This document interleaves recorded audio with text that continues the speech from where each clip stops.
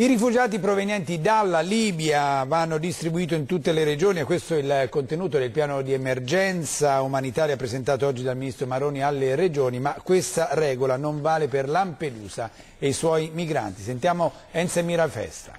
Abbiamo discusso quindi di un piano di emergenza per accogliere fino a 50.000 profughi che dovessero arrivare dalla regione nordafricana, come accoglierli, come sistemarli.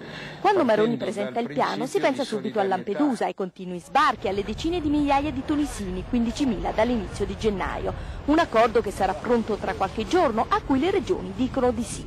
Ma poi iniziano i distinguo. Le decisioni prese non valgono per Lampedusa e i suoi migranti, ma riguarderebbero solo i profughi che arriveranno dalla Libia. Perché, secondo il ministro, sull'isola ci sono solo clandestini. Tra loro la percentuale di rifugiati è minima e per loro la procedura sarà l'identificazione e poi, ovviamente, il rimpatrio. Parole confermate dal presidente della regione Veneto, che ad accogliere i migranti di Lampedusa proprio non ci pensa. Ad oggi la potenziale nostra ospitalità che andremo a valutare si riferisce a profughi dalla Libia che chiedono asilo politico.